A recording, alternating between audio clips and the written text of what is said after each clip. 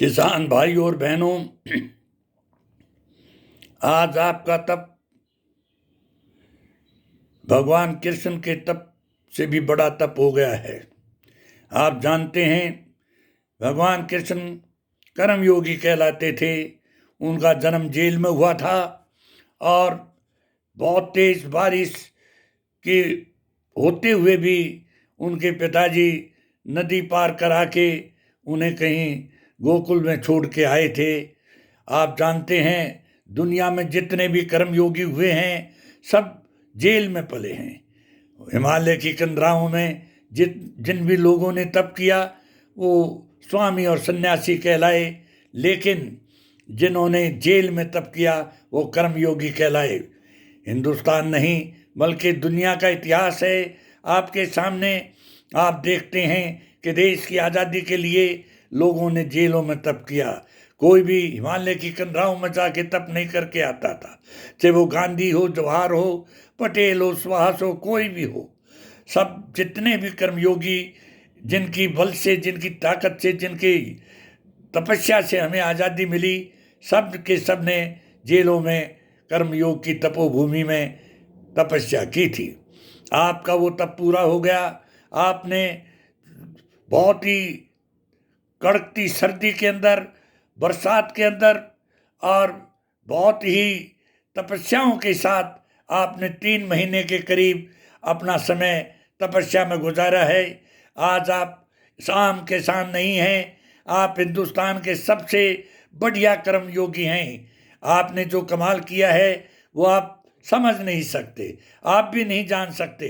आप केवल अपने 3 कानून बनाने के लिए आए थे कि इन 3 कानून और हमारी जो समर्थन मूल्य है उसको कानून में बदल दिया जाए और 3 कानूनों को गवर्नमेंट वापस ले ले, जिनको हम काले कानून के नाम से जानते हैं। आप इस बात से बहुत ऊपर जा चुके हैं, क्योंकि आज सारी पार्लियामेंट में सारा विपक्ष और यहाँ तक के कई पक्ष रूप के भी लोग जो है आपकी हिमायत में खड़े हैं। पार्लियामेंट में जो आवाज़ गूंज रही है वो सारे वर्ल्ड में जा चुकी है। आप अपना युद्ध जीत चुके हैं। आपने जो इस देश के ऊपर अपने इस काम से ज़्यादा, अपनी डिमांड से ज़्यादा जो बड़ा एहसान किया है वो ये है, जो महात्मा गांधी, जवाहर तथा हमारे अन्य देशभक्त जिन शहीद वो पूरा नहीं कर सके थे, वो काम आपने पूरा करके दिखाया। देश के अंदर इतनी नफरत थी, इतना जो है हमारा सांप्रदायिक घृणा बढ़ चुकी थी और जाति पाति का इतना शोर था कि इसका लाभ ये पॉलिटिशियन हमारे देश के राजनीतिक अंधाधुंध उठा रहे थे। आज की वर्तमान हुकूमत तो डटी हुई सांप्रदायिकता और जाति पाति के ऊपर है। आपने पता है इस हुकूमत का जन्म, इस हुकूमत के देवता का जन्म, जिसे ये अपना आराध्य मानते हैं, जिसके ये भक्त बने हुए हैं, जिसे आप मोदी कहते हो, मोदी जी का जन्म ही गोधरा कांड से हुआ था, जो आप जानते हैं कि सबसे बड़ी नफरत की आंधी उसके बाद गुजरात में चली और इन्होंने अपना एक नया रूप धारण कर लिया, जिसको आप जानते हैं कि ये सांप्रदायिकता की वजह से हिंदुस्तान की अंधविश्वासी हिंदुओं की कौम के जो है हृदय सम्राट बन गए और आज तक उसी दाव के ऊपर चल रहे हैं। जब दूसरी बार ये फेल होने लगे तो इन्होंने पुलवामा कांड करा दिया, जिसकी आज तक खोज भी नहीं हुई है। खोज करो तो ये इनका कराया हुआ कांड था। मैं स्पष्ट रूप से कहता हूँ, क्योंकि इस प्रकार के कांड वही कराएंगे जिनको उससे लाभ होता हो। किसी भी कोर्ट में इस केस को ले जाइए, आप इस केस के हालात बताएंगे कि ये कांड किसने किया और किसको इसका लाभ मिला। अपने लाभ के बगैर कोई भी इतना घृणास्पद कार्य नहीं करता। इनको हुकूमत मिली, हुकूमत के लिए ऐसा किया था। यहाँ तक कि मैं वर्तमान का एक उदाहरण बताता हूँ। चाइना हमारे देश के अंदर घुसा बैठा है, 20-25 आदमियों को शहीद कर दिया, कुछ आदमियों को वो लेके अपने साथ चले गए। उनकी शहादत का खेल इन्होंने बिहार के अंदर खेला। वो सारे के सारे बिहार के ही क्यों थे शहीद, आप अंदाजा लगाइए किस वजह से ऐसा हुआ, क्योंकि बिहार के अंदर चुनाव होना था। मैं ये इस प्रकार की बातें और ज़्यादा नहीं करना चाहता।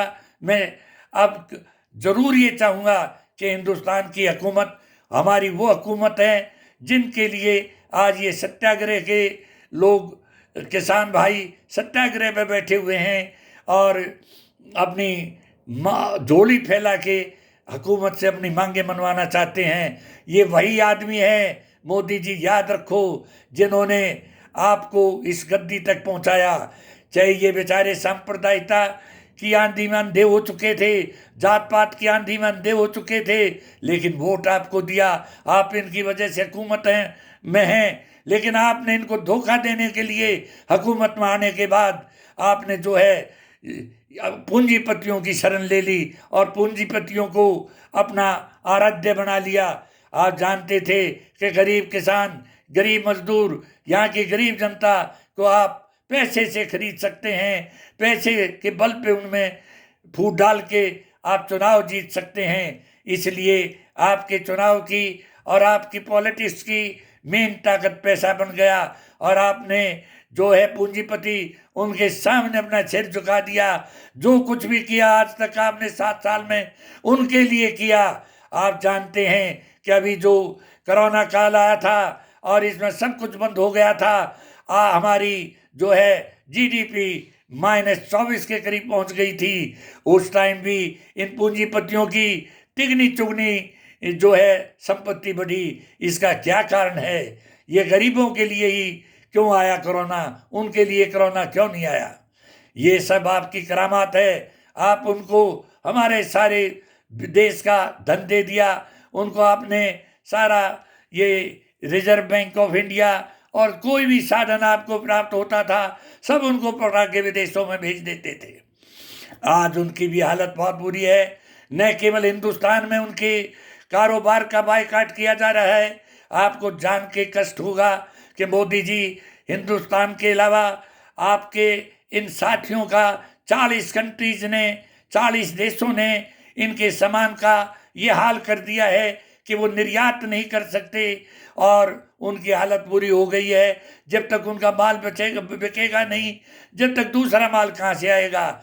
आज 40 देशों के अंदर आपके उन पूंजीपतियों की ताकत, जिन पूंजीपतियों को आपने हमारे खून से उनको जो है हमारी हड्डी और खून के चूर्ण से उनको बनाया था, उनका निर्माण किया था कि वो कभी भी आपका साथ ना छोड़े। लेकिन आप ये नहीं जानते कि दुनिया आपसे आगे भी है।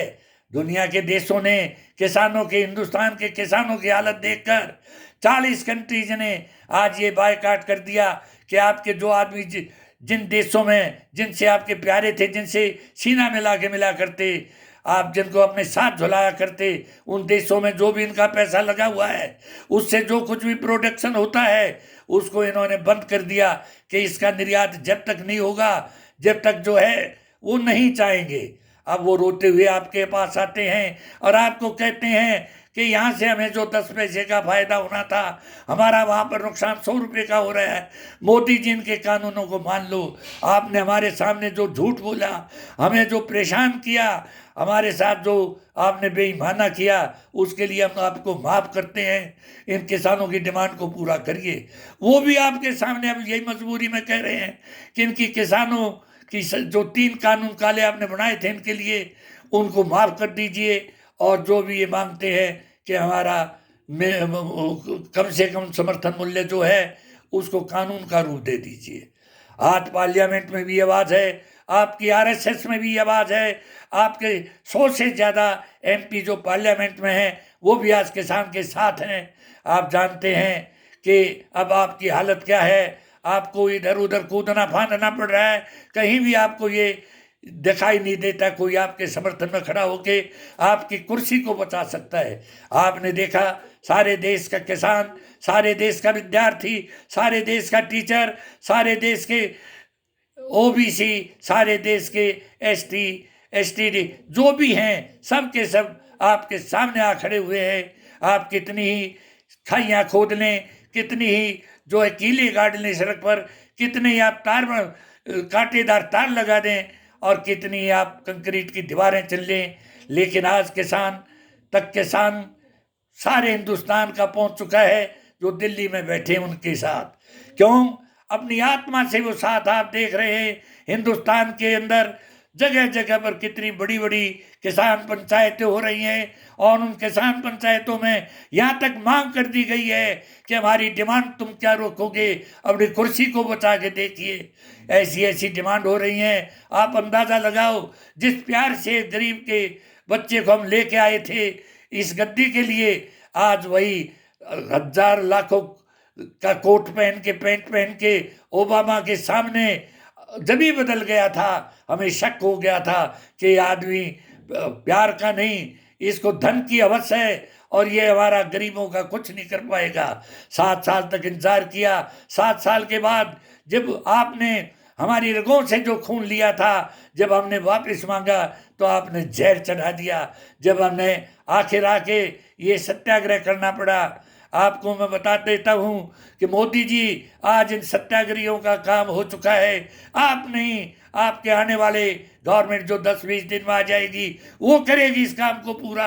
आप अपने आप को बचाइए, आप इनकी दुआएं ले लीजिए, शायद आप बच जाए और इन कानूनों को वापस लें और इनका समर्थन मूल्य का जो कानून है उसको आबाद करें, उसको बनाएं और इनको इनकी डिमांड पूरी करके इनके सामने नतमस्तक होके और इनको कहें कि अब आप अपने घरों में जाओ, अपने खेतों को संभालो, तो आप शायद बच सकते हैं।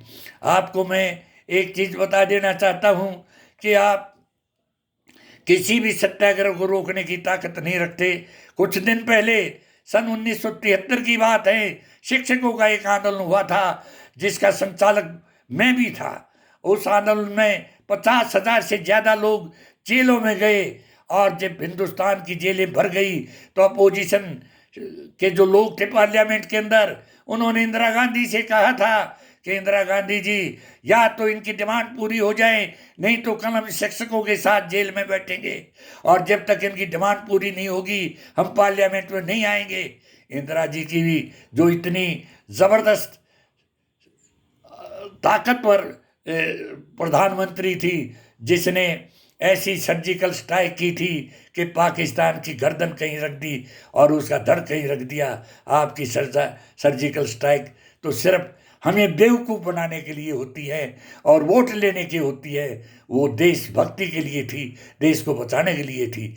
उस प्रधानमंत्री ने भी सिर झुका के उसी वक्त हरियाणा के चीफ मिनिस्टर चौधरी बंसीलाल जो आपसे बहुत मजबूत थे और वाकई में हरियाणा के राष्ट्र निर्माता थे, उसने भी झुकना पड़ा।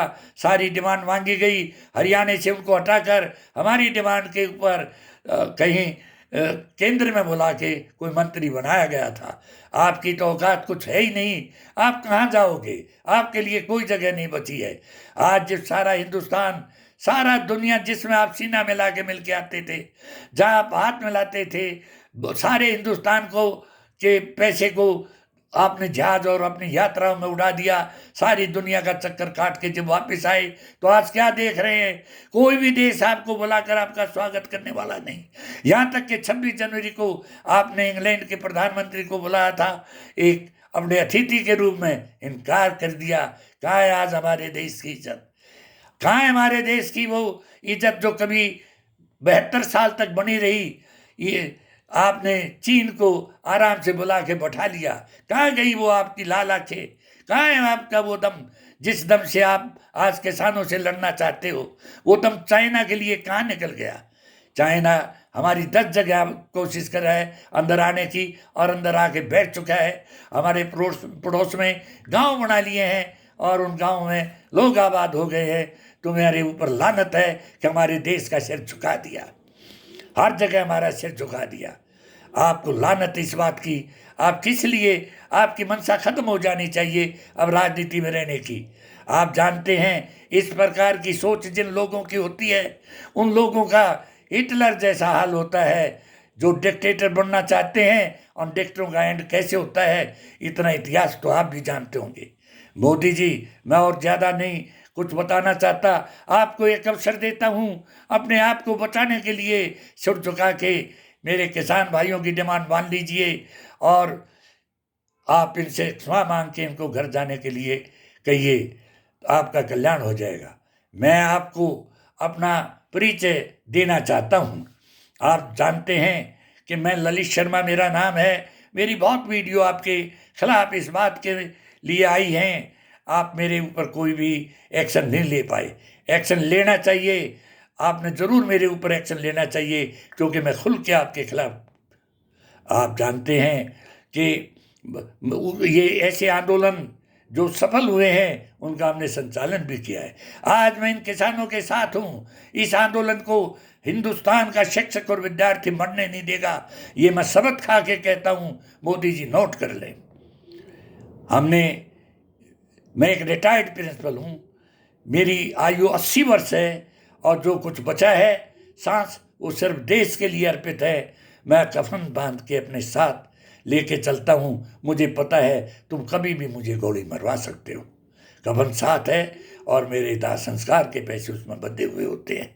मोदी जी, आज मैं नहीं, सारे हिंदुस्तान के शिक्षक जो रिटायर्ड हैं, और मेरे वो विद्यार्थी जो आज कॉलेज में हैं, मेरे वो बेरोजगार जो जिनके पास जूतियाँ भी नंगे पैर नौकरी के लिए घूम रहे हैं, बदन पर पूरे कपड़े भी नहीं रहे, वो सब मेरे साथ हैं। हमारी जय जीत होगी और आपकी हार। वक्त से आप इस चीज़ को मान लीजिए, अपनी जिद को छोड़ दीजिए। आज आपका पूंजीपति आपके साथ नहीं, आज आपकी RSS आपके साथ नहीं, आज आपके MP आपके साथ नहीं, जिनको छाती ठोक के 303 बताते थे, आज उंगलियों पर गिन के देखिए कितने MP आपके बीजेपी के आपके साथ हैं। माफ करना, आज तुम्हारे पास समय लड़ने का नहीं, अपने अंदर झांक कर देखने का है, इंट्रोस्पेक्शन करने का है। ज़रा समाधि लगा के आंख बंद करके, आप तो योगी बनते हो, विचार करो आज आपकी क्या हैसियत है। जय हिंद।